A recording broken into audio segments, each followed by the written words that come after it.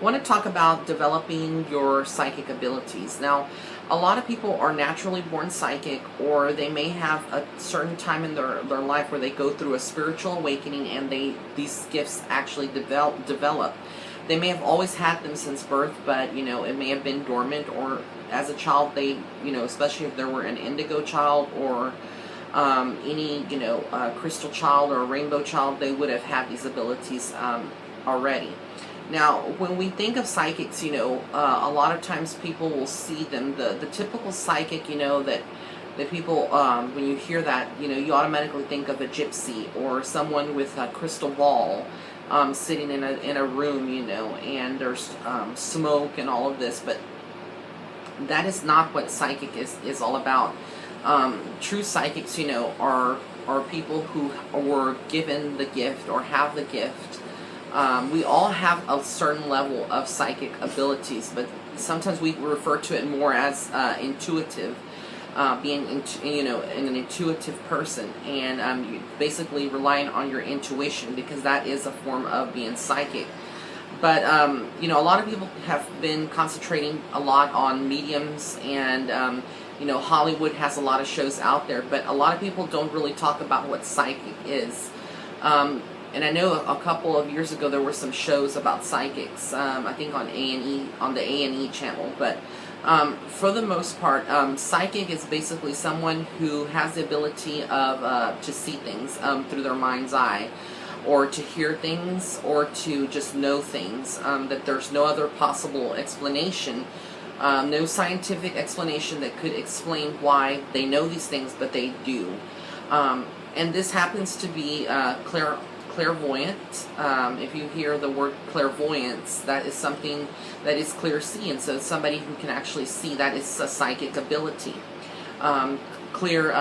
Clairaudience, that's someone who can hear through telepathy wise, they can hear in their mind, spirit, angels, their guides. So that would be clairaudience. And then you have claircognizance, and that is the clear knowing, the ability to just know. And then there's other abilities like clairgustance, which is like to taste certain things.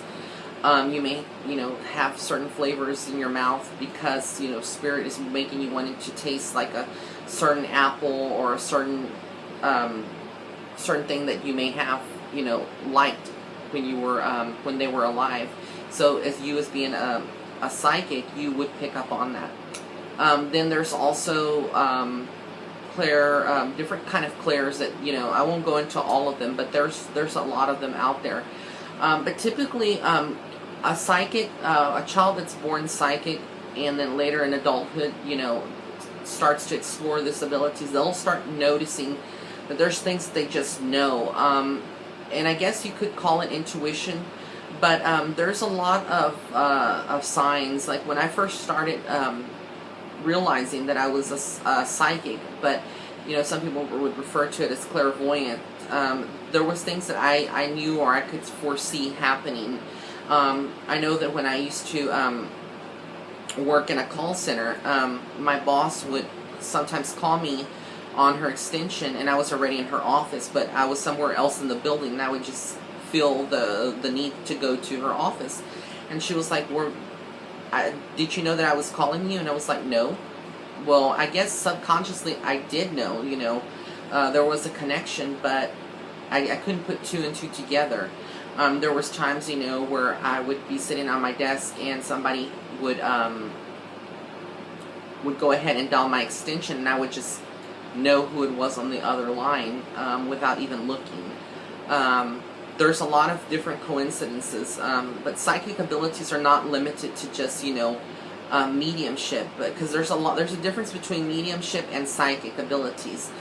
Mediums are people who can channel spirit and communicate with them, and bring messages forth from the other side. And this is a different, there's how should I explain it?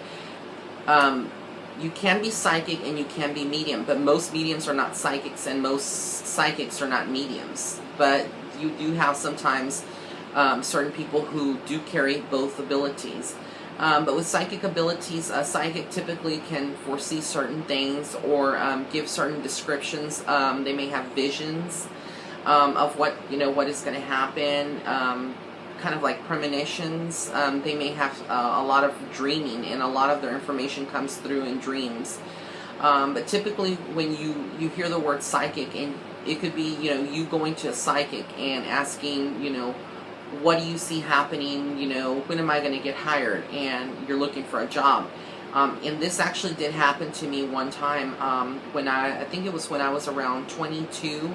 I was looking for a job, and it was about a month between my last job and finding another job, and I consulted a psychic online, and I asked that person did they see more or less when I was going to get hired. I needed like a date.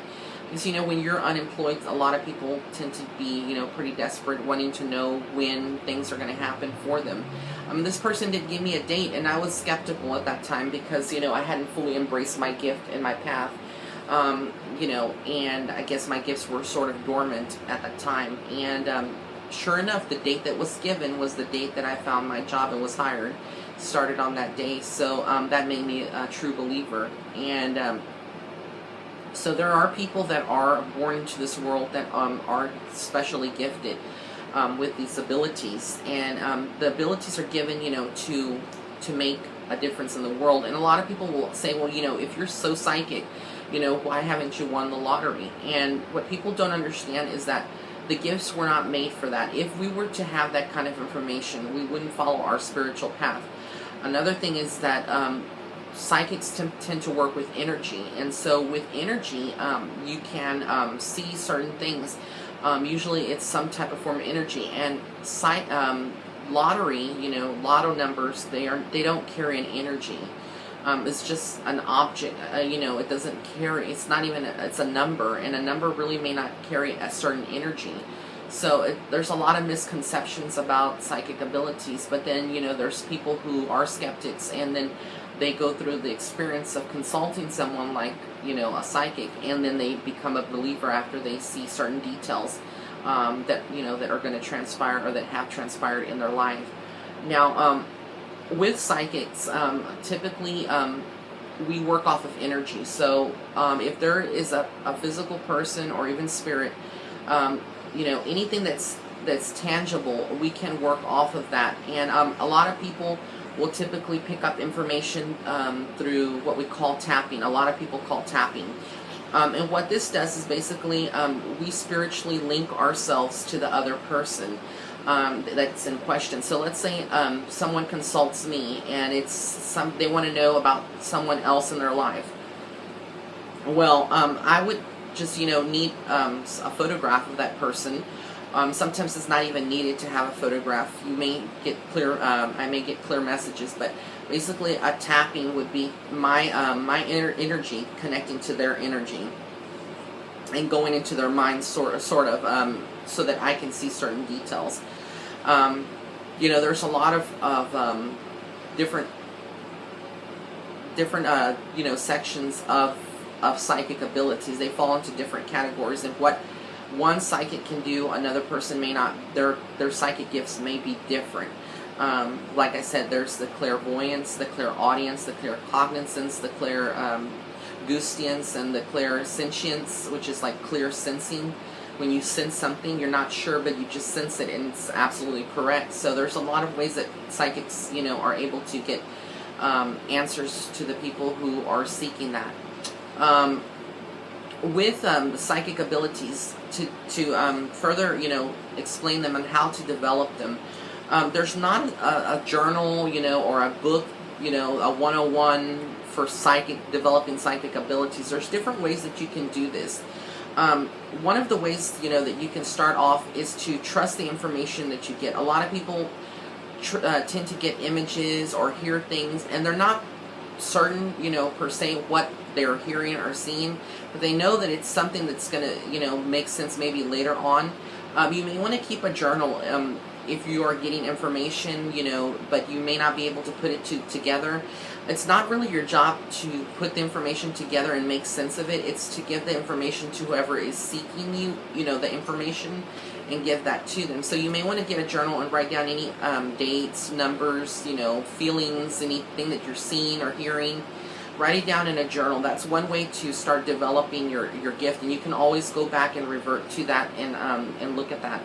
Another way to develop your psychic ability is to maybe do some practicing. Practice readings. A lot of times, what I find is that a lot of people tend to shut down because they're not sure. They're going to say the wrong thing, or they may not say.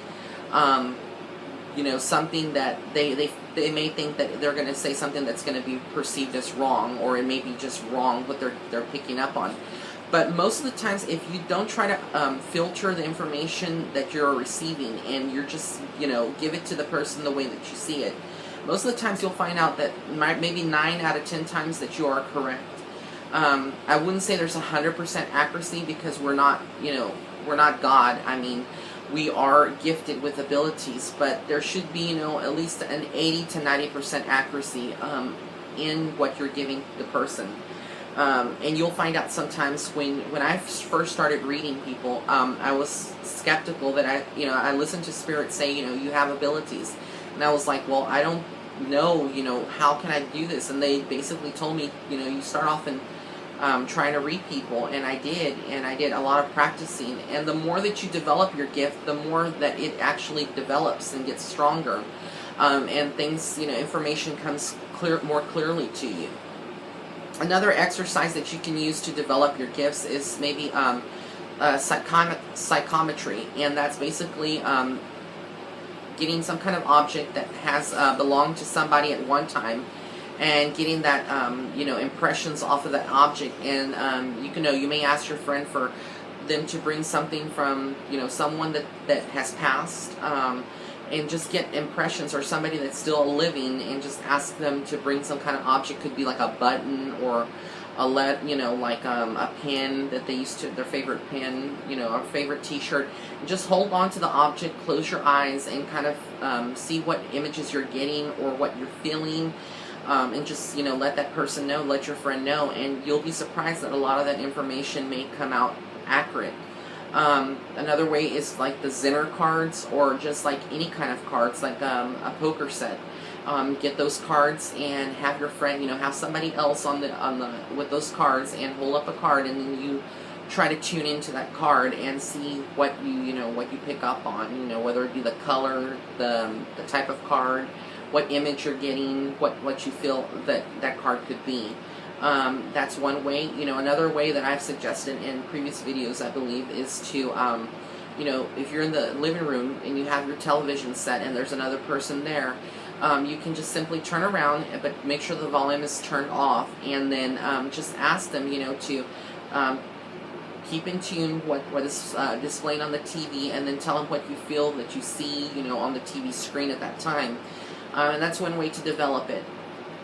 Another way to develop your psychic ability is to, spend some time out in nature. A lot of people, we tend to be very stressed out, or live in a stressful environment, or we are very bogged down by a lot of things that are happening in our lives.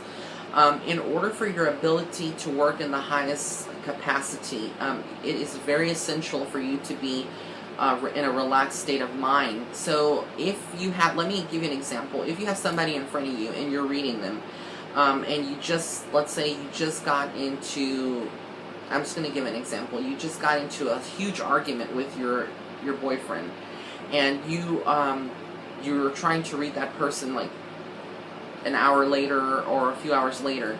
That situation is probably still in the back of your mind, and you're not going to be focused. You're going to be tense. You're going to be upset still.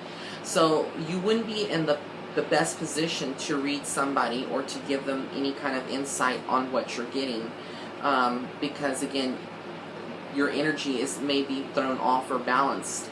To be able to do this kind of thing, you have to actually be in a state of mind where you're relaxed and try to tune out. If you are a person who can tune out things, like have music and have your television on and then still be able to study, then you can probably tune out a lot of information or a lot of things that are happening in you know, around you or in your background. But typically, you know, everybody does need to have adequate amount of rest. That means like getting a well-balanced sleep, eat well, treat your body well. Your body is a vessel, and so a lot of people don't realize however you treat your body. You know, I'm not saying that you have to go exercise and, you know, lose 100 pounds. That's not what I'm saying. What I'm saying is that to take care of your body, it is your vessel, you know. So, your soul is in your body, and if your body is not up to par, or it's very stressed out, or you have a lot of medical conditions and you haven't taken your medicine, you know, or, you know, you're just haven't eaten, or you're just very, you know, you have suffer from anxiety, then you may not be able to tune in the way that you want. So it's very important to do that. Another thing that you can do to develop your psychic ability is to just spend some time out in nature, some quality time, maybe sitting outside, walking barefoot, you know, going by a lake, reconnect, you know, just sit there, take some deep breaths and learn some meditation. And connecting to Mother Earth will help you develop your psychic abilities as well. You should practice meditation as well. That is very important to clear the mind. And then, you know, maybe have some crystals around you. A lot of people tend to think, well, crystals really can't help develop a psychic ability. There's a lot of crystals out there that actually do. I'm a firm believer that crystals can help you, you know, to fine-tune your abilities if you have them with you. Some crystals that are specifically deal with psychic abilities are the lapis lazuli, the amethyst, a clear quartz is your master crystal, and those crystals tend to be very strong in, you know, in filtering out negativity or balancing out your psychic abilities. And there's a lot of other crystals, so you can just, you know, look them up. But for the most part, you know, there's a lot of things that you can do to develop your psychic abilities. It's just a matter of you, like I said, the more that you do it, the more stronger that the ability is going to become. So I want to thank you so much for tuning in, and if you are watching this from YouTube, please visit my website. It's www.psychicmediumray.webs.com. If you're on YouTube, you can subscribe to my YouTube channel by, if you're looking at this video right now, just on the bottom right hand corner of the video, there's a big red subscribe button. You can just click on that. And if you are on Facebook, you can find me on my page. It's Psychic Medium Raymond Guzman, and you can like that page, and then you'll be notified anytime I update it with any kind of post. I do have astrological or horoscopes, daily horoscopes. I do have contests that I run on the page, articles that I've written. You may want to check out my blog section on my website, and then of course the other videos here on YouTube. If you're on Instagram, you may want to go to my Instagram page. It's Psychic Medium Ray, and then in the upper right hand corner, once you're on my home page, you would go to the 3 dots on the upper right hand corner. Click on those dots, and then you'll be able to scroll all the way down to turn on post notifications. And you'll be notified anytime I have any kind of new video or new post on there. So thank you so much for tuning in, and I wish you blessings and love and light.